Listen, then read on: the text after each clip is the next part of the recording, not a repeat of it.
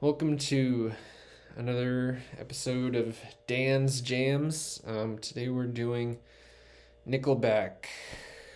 Little fun fact, my first concert was Nickelback. It was actually technically 3 Days Grace. They were the opener for Nickelback. So I saw 3 Days Grace and Nickelback. And you know how I feel about both of them at this point.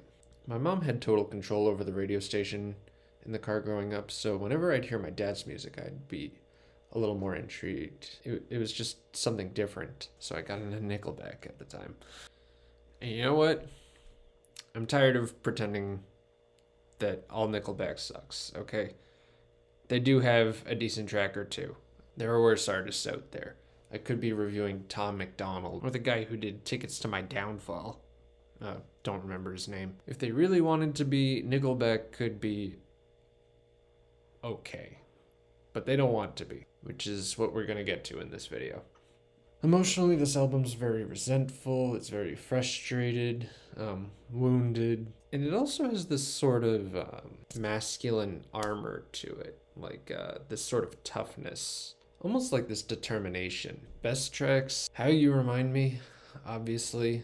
I know it gets played to death on the radio, but it is a good one. It deals with like romantic resentment, being unable to detach from someone. Woke Up This Morning is also decent. Kind of deals with like self-reflection and realizing that the way your life is turning out is your own doing.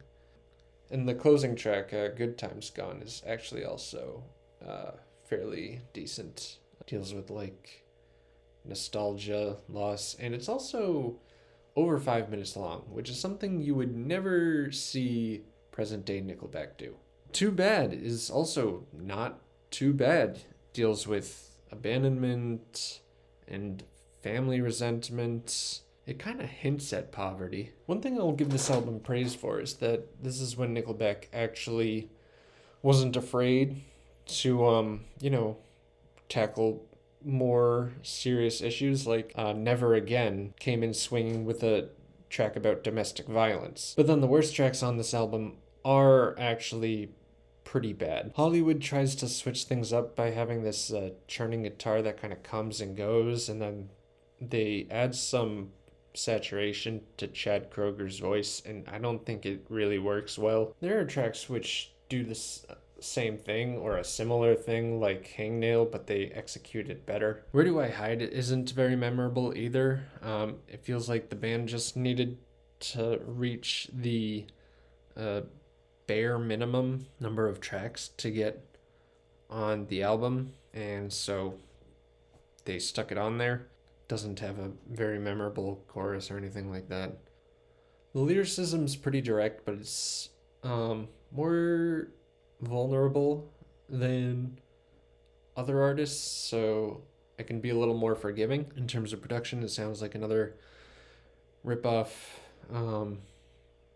post-grunge band. I will say that there is a little bit of their own style to it. I will say there's a bit of a country twang to it, though, and that kind of puts them above the bar here. In terms of consistency, this album's pretty consistent. It's only 10 tracks long, and they're all decent enough. You have a high point here, a low point here, and then, the rest of the tracks are just kind of standard. In terms of what works, I would say that the production actually held up pretty well, but the fact that they added in a little bit of country influence helped. Otherwise, they would just sound like a lot of the other bands around the 2000s that time. The lyricism, while being pretty direct, it also helps them stand out a bit more. And I mean, you can't really deny that Chad Kroeger's a good singer. He has a very distinctive voice. In terms of what fails, though, obviously it is still a post-grunge 2000s band. It still falls into that, oh, I've heard this before. Like, you would still, even though it does sound different from those other post-grunge 2000s bands, you still feel like you've heard it before. In terms of moments that stand out, I want to say How You Remind Me stands out, but I've also been hearing that song since it came out, which was when I was like 3 or 4 years old, so that kind of feels unfair to say. Maybe I've just been brainwashed into thinking that. Feeling a C tier on this one. If you like this review, next time I'll be doing Green Day's American Idiot.